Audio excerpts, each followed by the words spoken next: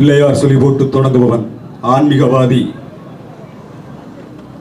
பிறை சொல்லி போட்டு தொடங்குவன் மார்க்கவாதி, சிலுவை சொல்லி போட்டு தொடங்குவன் பரிசுத்தவாதி, பெரியார் சொல்லி போட்டு தொடங்குபவன் அரசியல்வாதி. அன்பு கொண்ட உறவுகளே, பிள்ளையார் சொல்லி போட்டு தொடங்கியவன் கடவுள் தூணிலும் இருக்கிறான் துரும்பிலும் இருக்கிறான் என்று தமிழர் மெய்யியலை பறிகொடுத்தான். பிறை சொல்லி போட்டு தொடங்கியவன் இறைவன் மிக பெரியவன் என்று மானுட அறிவை பறிகொடுத்தான். சிலுவை சொல்லி போட்டு தொடங்கியவர்கள் பரிசுத்த ஆவியினால் தன்னுடைய பாவங்களை பிறரிடத்திலே திணித்தார்கள். பெரியார் சொல்லி போட்டு தொடங்கியவர்கள் தேர்தல் பாதை, திருடர் பாதை, அரசியல் ஒரு சாக்கடை என்று தமிழிடத்தில் இருக்கிற ஆட்சி அதிகாரத்தை நிலத்தை பறித்துக் கொண்டான். நாங்கள் பிள்ளையார் சொல்லி போட்டு தொடங்கிய பிள்ளைகள் அல்ல, பிறை சொல்லி போட்டு தொடங்கிய பிள்ளைகள் அல்ல, சிலுவை சொல்லி போட்டு பெரியார் சொல்லி போட்டு தொடங்கிய பிள்ளைகள் அல்ல. உலகத்தின் ஒப்பற்ற தலைவன், எண்ணுயிர் தலைவன், 20 நாட்டு வல்லாதிக்க ராணுவத்தை தன்னந்தனியே களமாடிய எண்ணுயிர் தலைவன் பிரபாகரன் சொல்லி போட்டு தொடங்கிய பிள்ளைகள். அன்பு கொண்ட உறவுகளே, காலம் மிகப்பெரிய கொடுமையானது. நாங்கள் போற்றுதலுக்குரிய உயர்ந்த ஜனநாயகத்தை எதிர்நோக்கிற இந்த பிள்ளைகளுக்கு ஒரு முக்கோண சிக்கல் தொடர்ந்து கொண்டே இருக்கிறது. இத்தனை காலம் இதுகாரும் பார்த்திராத தேர்தல், பார்த்திராத அரசியல், பார்த்திராத சமூக அமைப்பு இது சமீப காலமாக புதிதாக தமிழரிடத்திலே தொடங்கி இருக்கிறது.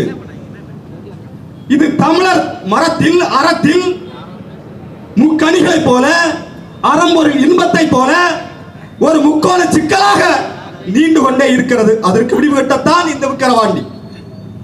முதல் சிக்கல் எமது மக்கள், எம்மை பெற்றவர்கள், எமது தாய் தந்தையர், என் சித்தப்பன் பெரியப்பன். இன்னொரு சிக்கல் நாளைய தலைமுறை, என் வயிற்றில் வருகிற பிள்ளை. மூன்றாவது சிக்கல் இந்த அரச கட்டமைப்பு, தேர்தல் முறை. இந்த மூன்றை மட்டும் விலக்கி விட்டு விடைபெற நினைக்கிறேன் உறவுகளே. எமது முன்னோர்கள், எமது பெற்றோர்கள், பெரியவர்கள், எனது அப்பனும் சித்தப்பனும் பாட்டனும் பார்த்த தேர்தல் என்பது கருணாநிதி எழுதிய கதைவசனமும், எம்ஜிஆர் போட்ட சண்டை காட்சிகளும், அம்மையார் ஜெயலலிதா ஆடிய நடனமும் தான் அவனுக்கு தேர்தலாக, தேர்தல் பாதையாக, வாக்காக இருந்தது. ஆனால் கடந்த காலத்தில் இப்பொழுது கருணாநிதி இல்லாத வசனம், எம்ஜிஆர் சண்டை போடாத திரைக்காட்சி, அம்மையார் ஜெயலலிதா ஆடாத நடனம் நாமல் கட்சி மேடை உருவாக்கி கொண்டிருக்கிறது. எமது வயிற்றில் வளர்கிற நாளைய தலைமுறை பிள்ளைகளுக்கு, எமது அடுத்த தலைமுறை பிள்ளைகளுக்கு இதுதான் அரசியல், இதுதான் தேர்தல், இதுதான் சமூக கட்டமைப்பு, இதுதான் கட்சி என்ற பெரும் தவிப்போடு தினந்தோறும் அளவு வந்து படியெடுத்து வைக்கிறோம். மூன்றாவது சிக்கல் தேர்தல் ஆணையம், இந்த அரசு கட்டமைப்பு. இன்று நிலையில் அரசு என்பது ஒரு யூனியன் ஆபீஸோ, தாலுகா ஆபீஸோ, மாவட்ட ஆட்சியரமோ, காவல் நிலையமோ, அனைத்தும் நீங்கள் என்ன அடிப்படை வேலைக்கு சென்றாலும் தேர்தல் முடியட்டும், தேர்தல் முடிஞ்ச உடனே பார்க்கலாம். இப்ப தேர்தல் வரைமுறைக்குள் எல்லாம் போய்விட்டது, தேர்தல் முடிந்தவுடனே எல்லாம் சரியாகும் என்று அரச கட்டமைப்பை முழுமைக்கும் தேர்தல் ஆணையம் கைப்பற்றி விட்டது. சரி, எல்லா அதிகாரத்தையும் தன்வயப்படுத்துகிற இந்த தேர்தல் முறை எப்படி அரசு டாஸ்மார்க்கை மட்டும் இன்று வரை சுதந்திரமாக இருக்கிறது? நீ என்று தேர்தல் அறிவித்தையோ அன்று முதலே அரசு சாராய கடையை தேர்தல் முடிகிற வரை இழுத்து மூடி இருக்கணுமா வேண்டாமா? எப்ப மூடுவ? தேர்தலுக்கு முதல் நாள் மூடுவ. அதை பல்வேறு மேடைகளில் பேசியிருக்கிறோம். கடந்த பாராளுமன்றத்தில் இருந்து இன்று வரை வைக்கிற கேள்வி, தேர்தல் அறிவித்த நாளிலிருந்து சாராய கடை இழுத்து மூடப்பட்டிருக்க வேண்டும், வேணுமா வேண்டாமா? இன்று அறிவித்திருக்கிறார்களே அரசு, செப்டம்பர் மாதத்தில் மதுக்கடையில் வந்த மது பாட்டில்களை திரும்ப பெறுவதாகவும் அதற்கு இழப்பீடு சொல்லியிருக்கிறது அரசு. கிட்டத்தட்ட 600 வழக்குகள் மதுரையில் உயர்நீதிமன்றத்தில், அது நம்ம போட்ட வழக்கு ஒன்று.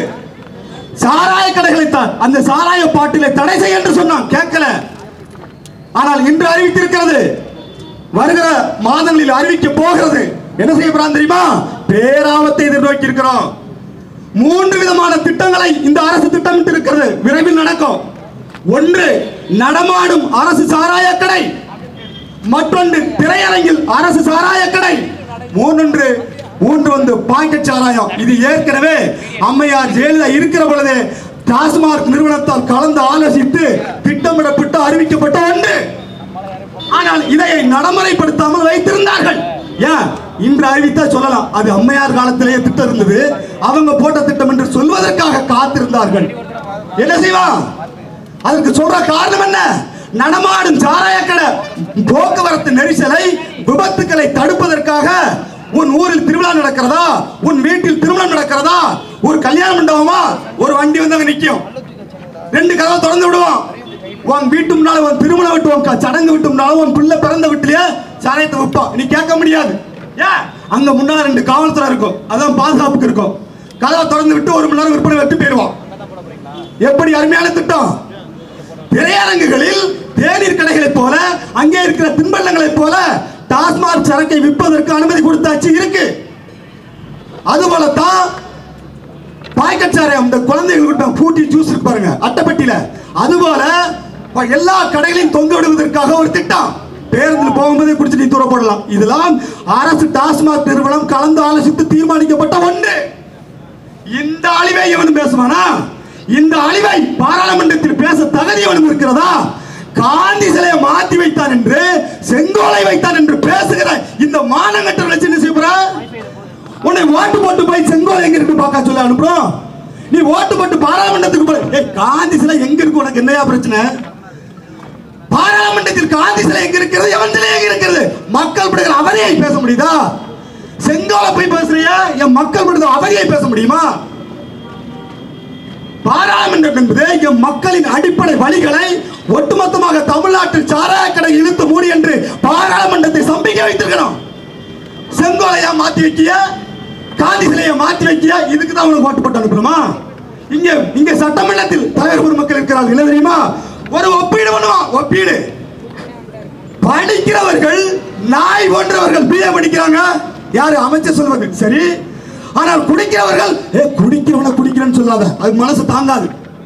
அதிகாலையில் குடிப்பவனை, காலையில் குடிப்பவனை குடிகாரன் என்று சொல்லாத. படிக்கிறவனை நாய்ங்க, அவன் பிஏ படிச்ச நாய்ங்க, அது சொல்லலாம். இதுதான் திராவிட மாடல். படிக்கிறவனை திராவிட மாடல் என்று சொல்லும். நாய் போய் படித்தான் என்றும், பிஏ படித்த நாய் என்று சொல்லும். ஆனால் குடிக்கிறவனை குடிகாரன் என்று சொல்லக்கூடாது என்று சொல்லும். இதுதான் அரசு. இந்த நிலையில்தான் நாம் இந்த இடத்தில் பெரும் பேராபத்தை எதிர்நோக்கி இருக்கிறோம். உறவுகளே, கள்ளச்சாராய பாக்கெட்டை வித்து உயிர்களை கொன்றது கண்ணுக்குட்டி. அந்த கள்ளச்சாராய சாவை மறைப்பதற்காக 10 லட்சத்தை கொடுத்தது பன்றிக்குட்டி. இதழில் அரசியல் செய்வது ஆட்டுக்குட்டி. இந்த கன்னிக்குட்டியையும், இந்த பன்றிக்குட்டியையும், இந்த ஆட்டுக்குட்டியையும் வேட்டையாட வந்திருக்கிறது என் சண்ணன் செந்தமன் சீமான் புலிக்குட்டி. இந்த புலிக்குட்டி இந்த ஆட்டுக்குட்டியையும், இந்த கண்ணுக்குட்டியையும், இந்த பன்றிக்குட்டியையும் வேட்டையாடி நாளைக்கான தமிழ் தேசியத்தை, நமக்கான வரலாற்றை நாளைய தலைவரை பிள்ளைகளாக்க படைக்கும் என்று வாய்ப்புக்கு விளைவு தருகிறேன். நன்றி, வணக்கம். நாம் தமிழர்.